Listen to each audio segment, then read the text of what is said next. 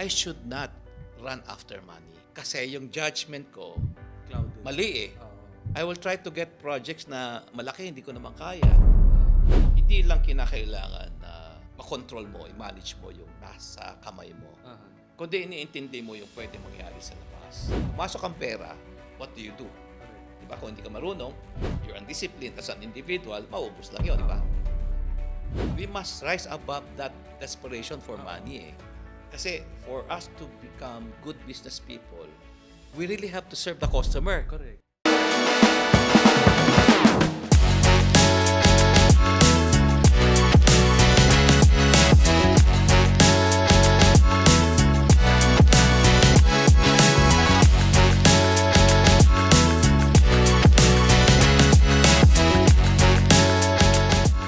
Magandang araw. Welcome back to another season. Ako ang inyong Kuya E. Bago tayo mag-start, shoutout muna tayo sa ating mga sponsors. Pixie Merch. If you need corporate giveaways o printed materials para sa marketing and advertising like flyers, calling cards o tarpaulin, check out Pixie Merch sa Instagram or call 0947-998-4169. Burst Creative Studio. If you need quality content creation service, podcast production, o studio rental, partner with them for turning ideas into powerful stories. Check them out at burstcreativestudio.com. Infotext.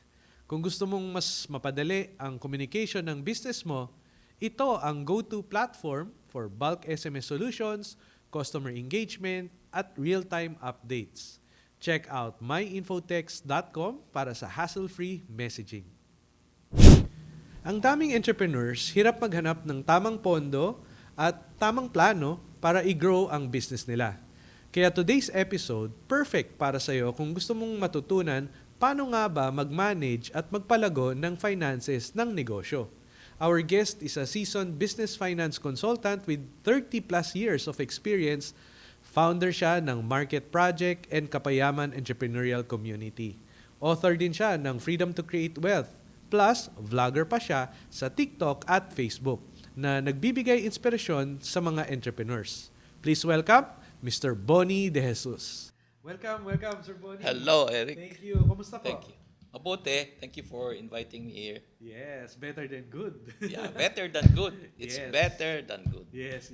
Okay, so sir, siguro background para sa ating audience. Before you became your own entrepreneur, no? Ano yung career niyo before that? And ano yung naglaro sa isip niyo? Bakit naisip niyo na magkaroon ng sariling business? It's a long story. Can I tell you about Sure. it? I'm a chemical engineer. Okay. In terms of educational background, I graduated from Mapua, chemical engineering. Because that my dad said, maganda sa'yo chemical engineering. Wala akong kamalay-malay, ano. At hindi niyo pa alam kung anong gusto niyo ng time Hindi na ko yun? alam. Okay. Pero tama naman kasi magaling ako sa math eh. Okay. In chemical engineering, puro problem Yeah. solving yan, ano. So every day you solve problem. So eventually, I worked for a factory until I got bored. Sabi ko, hindi para sa akin ito, hindi ako lalago dito. I'll be stuck, no? And I remember what our chemical engineering said. Sabi niya, Bonnie, you'll be a consultant. Okay. So for me, ano ba yung consultant? Di ko alam yun. Okay. So when I was working in the factory, sabi ko, mukhang tama si Dean ah. Consultant ako. So I tried applying for another company. Imagine nung second job ko in the factory, na-transfer ako sa night shift.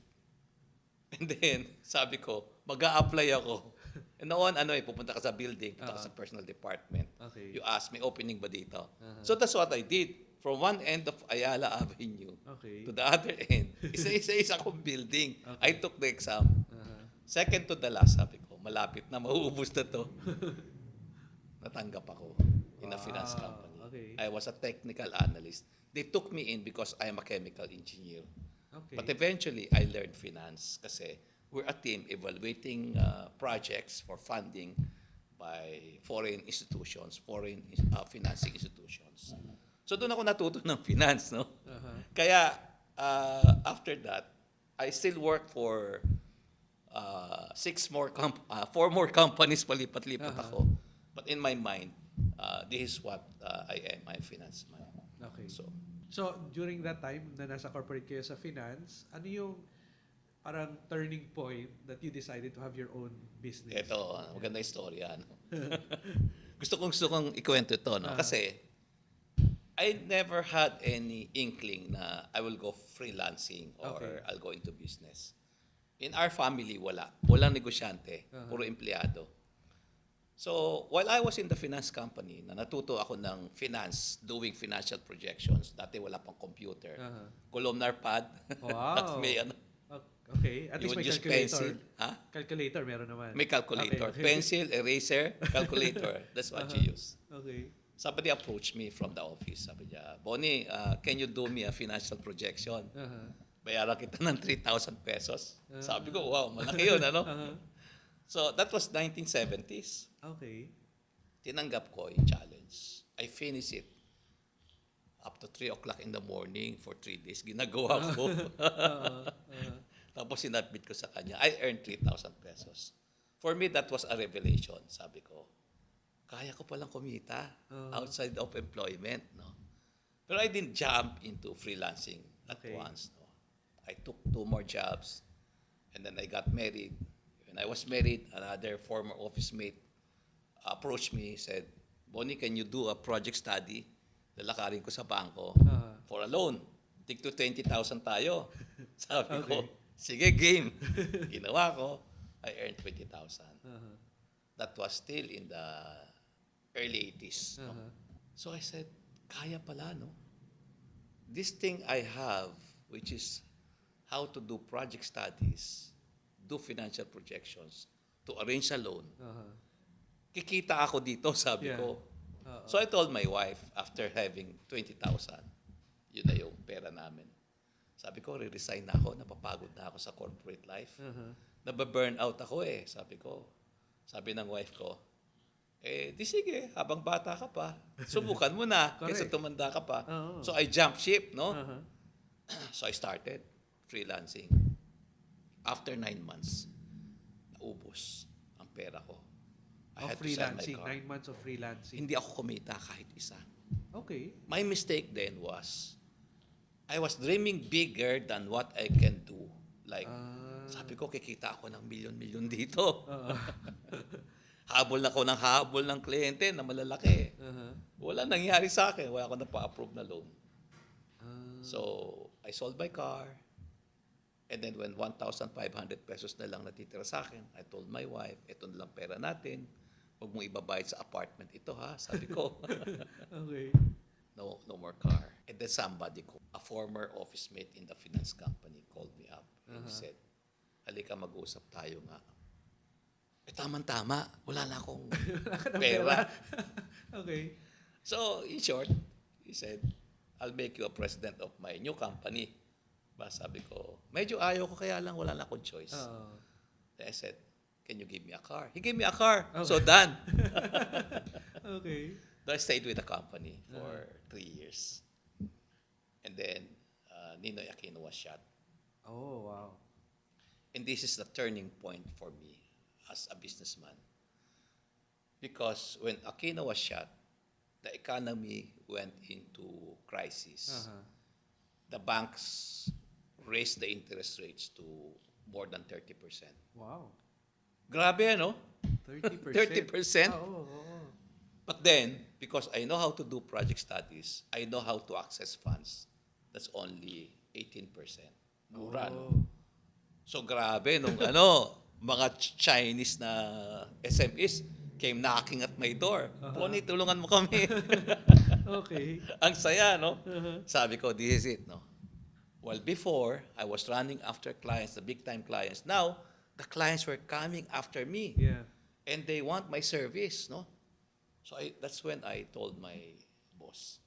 Sabi ko, total, nagre-retrench ka naman eh. I-retrench mo na lang ako. Ikaw na yung nagsabi, retrench mo na. Sabi niya, sige, pwede ba akin na lang yung kotse? Sabi ko, sige, mabait naman. So, I left. And then since then, I started arranging funds for SMEs. Yun yung aking journey towards freelancing. Aha. Na nabuksan yung mata ko tungkol sa SMEs, how Yes. they grow, Uh-huh. how they start. Kasi every time na may kliyente ako, tinatanong ko, paano ka ba nagsimula? Ganun, paano ba pinalaki to? So alam na alam ko yung mga storya nila. Marami din ako natutunan sa kanila. Wow, galing. So, yung yung first na nalugi yung pagiging freelancing nyo for 9 months, sir, di ba? Yes. 9 months freelancing. Kasi yung model is wala kang income kung hindi sila nabigyan ng loan, tama ba? Alam mo, mahirap yung papasok ka sa isang bagay, na sagad ka na, wala ka ng pera. Okay. Di ba? Kasi 20,000, kailangan pagkasyahin ko yun Aha. So nagmamadali ako, naghahabol ako ng pera. Aha. And for me, this is a lesson na hindi ko nakakalimutan. I should not run after money. Kasi yung judgment ko, Clouded. mali Oo. I will try to get projects na malaki, hindi ko naman kaya. Aha. I will try to get clients na hindi naman pala papasa sa bangko. Grab ako ng grab. Kasi hindi na ako nag-iisip ng maayos dahil maayos. kailangan ko ng pera. Because of yung desperation. Desperation. Aha. So this is the lesson I learned, no? We must rise above that desperation for money Kasi for us to become good business people, we really have to serve the customer. Correct. Kung desperate ka, what happens? Aha. I want the customer to serve me, di ba? Correct. Because I need this money. Oo. So clouded yung judgment ko, clouded yung aking decision making. So yun ang nangyari sa akin, kaya wala nangyari sa akin. That was a lesson Nung learned. time na yon. Pero nung Aquino assassination, after that, malinaw na, these clients are after my services. Oo. Kasi yung unique naman doon, after nun, because of the crisis nga, after nung event na yon, yung 30%, nagawa yung 18%. Correct. Paano nyo nahanap yun, yung 18%? Kasi may ano pa rin during the crisis na mataas ang interest rate, nagkaroon pa rin ng mga government programs na aided by foreign banks Okay. na pagbigyan yung mga maliliit. Nagkaroon na ganung program. And yun yung nakita nyo, may access kayo doon. Nagkaroon ako access doon dahil marunong akong gumawa ng project study. Galing. And dito sa mga nakausap nyo ng mga businesses, mga startups for example, ano yung common na challenges nila na pwedeng ma-solve? Limited market, taxation, Aha. political environment, uncertain environment, Aha. interest rates, infrastructure, uncertain direction of the government, Aha. leadership. Yung common challenge nila. These are the challenges. no? Okay. Kasi business is about being able to define yung direction mo and eliminating risk. But if there's too much uncertainty, ano mangyayari kung halimbawa nagkagulo uli, di ba? Aha. Your business is going to be affected. Palaging ganon. Aha. Palaging ganon. In fact, palaging ganon ng senaryo. So as business people, you are faced with this challenge na hindi lang kinakailangan na makontrol mo, i-manage mo yung nasa kamay mo. Aha. Kundi iniintindi mo yung pwede mangyari sa labas. Naguluhan, instability, di ba? Aha. And at the same time, meron mga strikes all over during my time. Political, Oo, maraming kudita, time na yun. during my time, maraming kudita. Kudeta time yun. Correct. No? So much, Aha. too much uncertainty. Aha. All of this, kailangan daanan ng entrepreneur. And you have to reduce the uncertainty, but the uncertainty outside, you cannot do anything about it. So anong tendency? I will just stay small, ito na lang, I will play safe. Aha. What happens? Your business doesn't grow, yung bayad ng empleyado mo, ganun pa rin. Oo. Hindi nag-grow yung empleyado mo. All of these things are happening. Aha.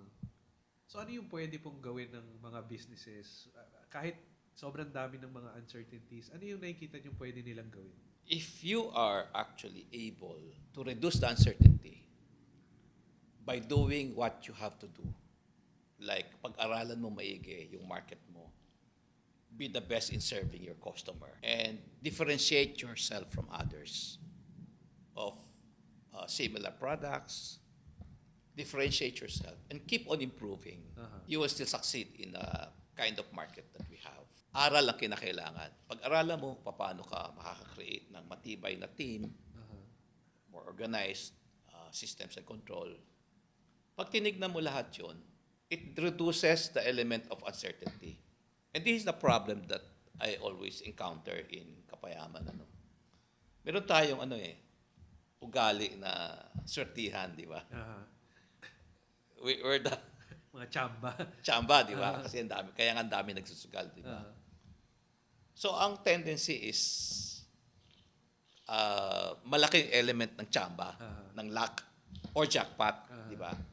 So, dahil doon, yung mindset, hindi tuloy nag-aaral, di ba? Hindi niya kayang i-reduce yung uncertainty. Mas lalong lumalaki yung uncertainty. So, anong nangyayari? Di ba?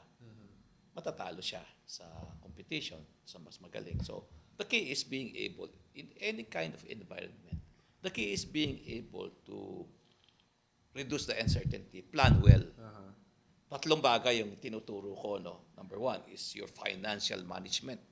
Kinakailangan magaling ka mag-manage ng finances mo. Kasi pag pumasok ang pera, what do you do? Correct. Di ba? Kung hindi ka marunong, you're undisciplined as an individual, maubos lang yon, di ba? Number two is build the organization. Di ba? So para hindi ka nahihirapan as owner, you build unti-unti yon. Number three is your systems and processes and controls. Kinakailangan umaayos yun habang lumalaki yung negosyo mo. So anong nangyayari kasi pagka yung concept na magninegosyo ako, pero hanggang dito lang, kung ano yung matsambahan or kung ano yung pangtawid gutom. Yeah. Di ba? Usually pangtawid gutom lang. Ang mangyayari eventually it shrinks Kasi somebody else will eat up into your market. Or mababurnout ka. Mababurnout ka dahil ikaw lahat. No? So the key in business is to understand that in your journey, kinakailangan lumalaki ka. Pag lumalaki ka, kinakailangan nag-aaral ka in every stage.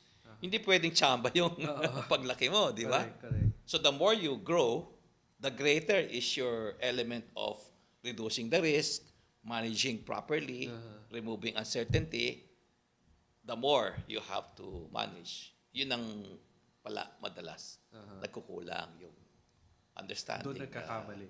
Journey.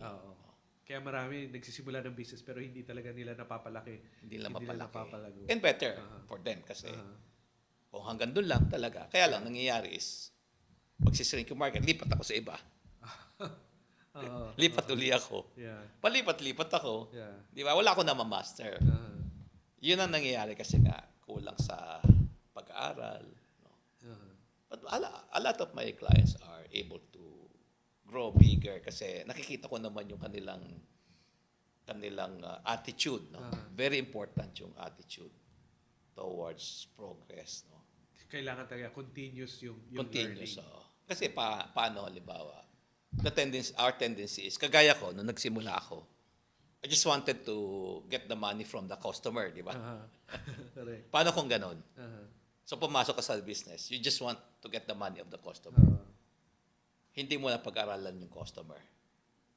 Bumibili lang sa'yo kasi walang choice. But eventually, somebody comes in. Somebody who is knowledgeable about the customer comes in. Talo ka na agad. Correct. Tama. So that attitude of, I just want his money, is really, eventually, is the cause of failure. That's why, if you come in, yes, you want the money, nag-succeed ka sa umpisa, pero eventually, your desire to serve the customer must be greater than your desire for the money. Correct. Kailangan ma-build up mo yung desire na yun para you keep on serving them. Galing, grabe. Daming learning. So sir, na-mention yung learning, no? Dapat continuous yung learning natin. I believe meron po kayong mga books dito na gusto niyo pong i-promote. Ito, Freedom to Create Wealth. No? This is my first ever book, and then these are the discussion materials that I wrote. No? Management. Do you know that in Genesis, it's all about management. Okay. Take dominion. Di ba?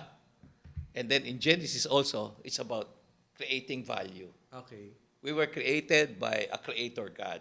Yes. in His image and likeness. Therefore, we have the capacity to create. That's why when I wrote this book, it is because of my realization na a lot of us are not able to use these two abilities that God gave. Why? It is because we don't practice using it. We would rather aim for jackpot. We would rather depend on luck. A lot of us are like that. Or copy lang. From Or copy, di ba? Copy-paste copy business. What's trending, di ba? Uh, So we miss the opportunity. That's why I wrote this book. And a lot of us are not free, really, to create wealth. We have the ability to create wealth. It's God-given. But then, a lot of us are not free. That's why I wrote this book para matulungan yung tao. The sad thing about not being free, or being in prison is that you don't know that you're in prison. Yun ang mahirap. Yun ang You mahirap don't know po. that you don't know. You're in prison but you don't know Yeah, that you're in prison. yeah. So it's an eye-opener for a lot of people. And I think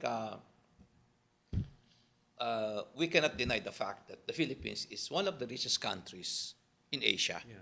We're the envy of Asia. But how come a lot of people are poor? Sabihin na natin, bad leadership, no? Pero still, if some are able to create wealth Correct. out of almost nothing, Yeah. there must be a principle that we are missing. Correct. Yun yung discuss ko sa book na ito. Ah. We have to acknowledge that in spite of all of this, God has something that He has given us. Where, if we just cooperate with God, Yeah. then God is going to back us up. That is the freedom that we need. And that's His way. His The way. better way. The better way. Yes. So kaya kailangan ma-discover natin yun. Nandito nga sa libro. Sa libro. Galing, galing. So sa ating mga viewers, no, make sure you get a copy nitong book ni Sir Bonnie. Sa akin naman, ang mga takeaways ko sa ating interview today, no, one is crisis. Hindi dapat tayo natatakot doon. Nung time na yun nga, na assassinate si President Aquino. Was it President na ba? No. Ninoy Aquino. Nagkaroon ng crisis, financial grabe crisis yung sa crisis, atin. Pero it turned out to be an opportunity. Opportunity for me. Yes. God Also, ushered me into freelance. correct. So sa mga ganong crisis, huwag tayong magkahirap-hirap, no? Hanapin natin yung opportunity dahil meron laging opportunity dyan. And when you start your business, don't be desperate. Don't chase the money. Just solve problems and money will follow you. And in every business, no, whether that's a product or a service, be the best, no. Keep on improving and differentiate yourself para maging successful yung inyong business. And para tumagal ito, you have to plan well and keep on learning. At bago tayo mag-closing, i-share ko lang itong verse from Nehemiah 2:20. The God of heaven will make us prosper, and we, His servants, will arise and build. Again, thank you, Sir Bonnie. Grabe. Thank you very much for having me here. Thank you. Thank you so much for watching this episode. Kung gusto nyo pa ng mas maraming learnings, good vibes, at good news, make sure to like and follow us on Facebook, TikTok, and Instagram. At syempre, don't forget to subscribe to our YouTube channel para lagi kang updated sa mga next nating kwento. Kita-kits ulit sa susunod na episode dito lang sa show na hatid ay Good News.